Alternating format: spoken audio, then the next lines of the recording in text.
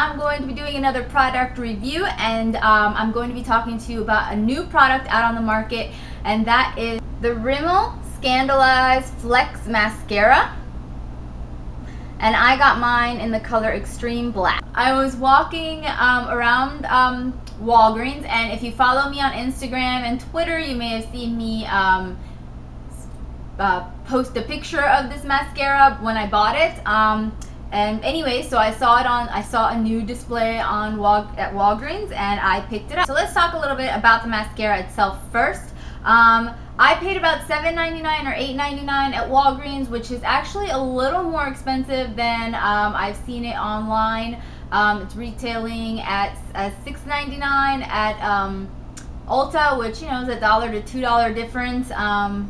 So boo to me for paying the higher price. This mascara claims to give you voluminous lashes without making them stiff or brittle or crunchy or all the things that mascara does. And then on top of that, it claims that you can also put on a very light layer during the day to go out to give yourself like a natural lash volume. And then if, say, you're going out at night, you can reapply without removing your mascara. You can actually just you can just apply right on top of the mascara you have on without it getting clumpy and still building coverage and without making your lashes all hard and brittle again. Another thing that the product boasts on, and it says it on the packaging too, is that it has a 50% larger brush. So this is what the brush is supposed to be like. It's, you know, huge brush, max density brush is what they call it. Let's first talk about the pros, the benefits of the good things about the mascara, basically. I have to say that I found that it was definitely buildable. In fact, I tested it out once or twice this way. I tend to, let me just say, I tend to never wear my lashes with a natural finish, natural look. I pile on mascara. I like them to look long, fake, full. I want to fan a village with my eyelashes. I don't normally wear my mascara in a natural look.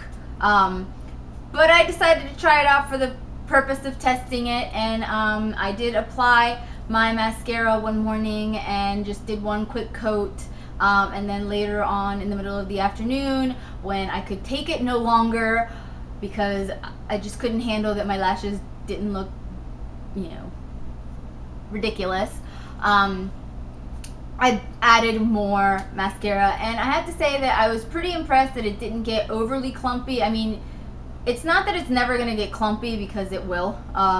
You just have to be careful how much you apply, but I was able to add another 2 coats and I was just fine. So yes, it is definitely a buildable mascara. And as for the claims that it won't make your lashes stiff and brittle, I'm wearing it right now, and my lashes are much softer than when I wear regular mascara.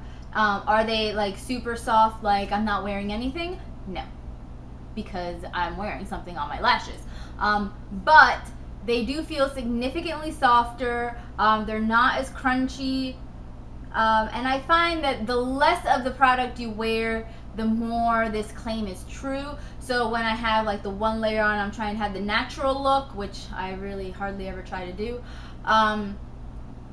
They are a lot softer. Once I start building up more and more, they get a little stiffer, but never super duper crunchy stiff. So it is a much softer feel to your lashes. Another thing that I can say about the mascara is that it definitely builds decent volume. I like it. I think that if you're looking for a voluminous mascara and you don't want it to make your lashes chunky, you can definitely get that from this mascara. It will give you decent volume. Now I'm comparing it to my favorite, which is the L'Oreal Voluminous Mascara, or the CoverGirl Lash Blast, and I feel like I still like the finished look that L'Oreal and CoverGirl gives me more than the Rimmel, but I can't say that it doesn't give you volume. I just have to say that I like the others better. I don't think this is better. However, I do have to say on the volume building front, when you apply the one coat and you just do one coat for the natural look, volume wise it didn't do that much for me. I mean, it made my lashes darker, you know, obviously it made my lashes darker because I put on extreme black, so they were more noticeable because they were darker, but I didn't feel like they looked thicker or more voluminous until I built up the layers of it. So if you're looking for lots of volume with very little coats, you're gonna have to use more than one coat of this. It lives up to its soft lashes claim, and it lives up to its buildable volume claims. What I didn't like about this mascara is the brush. Now, I know I was fairly warned. It says it on the box, on the little packaging, big gigantic brush.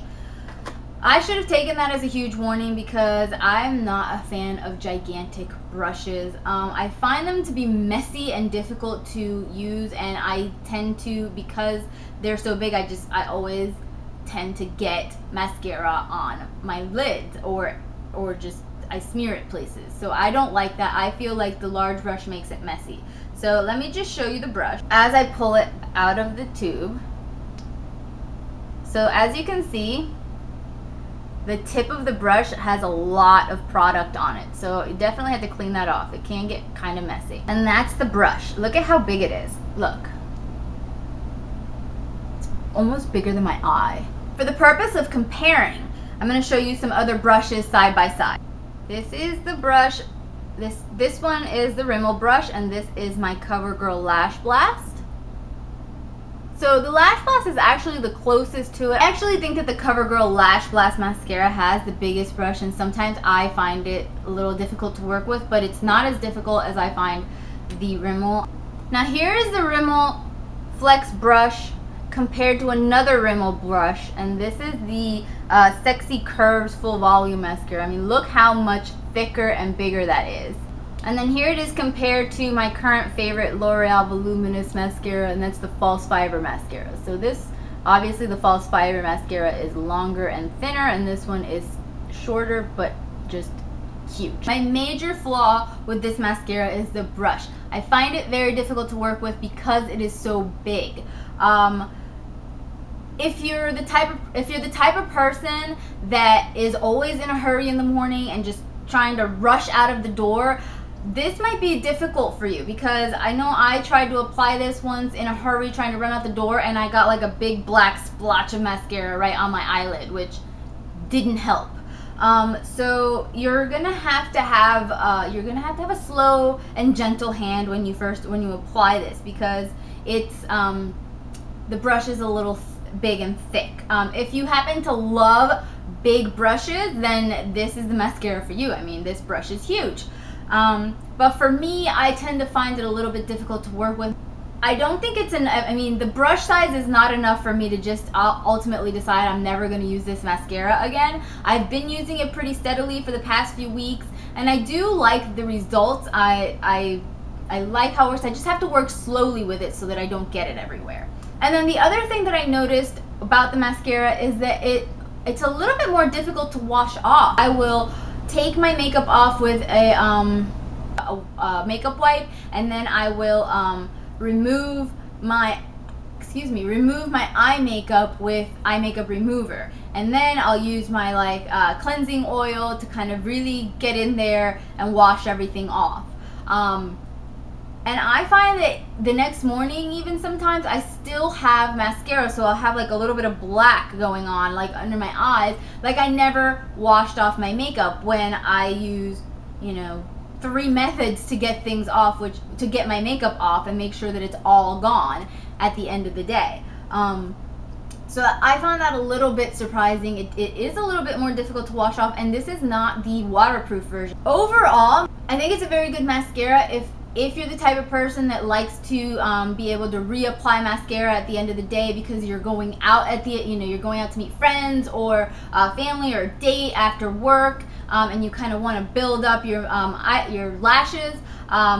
This is a great mascara because you can definitely do that without having to wash off your face and redo your makeup. This mascara will definitely give you volume, but it won't give you the stiff lashes if that's something that really bothers you throughout the day. I'm still totally obsessed with my L'Oreal Voluminous Mascara, and currently my L'Oreal False Fiber Voluminous Mascara.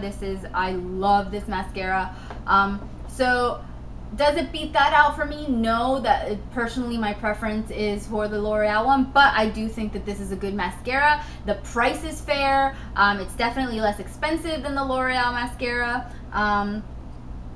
And it does a really good job. So if those are things that you're looking for a mascara, definitely give it a shot. If you couldn't care less about brittle or stiff lashes and you don't run around reapplying your mascara at the end of the day, then there probably isn't you probably don't have much use for this particular mascara. But if that's what you're looking for, then I say give this a shot. So that's pretty much it. That is my opinion on this mascara, and I hope it was helpful, and I will talk to you again soon.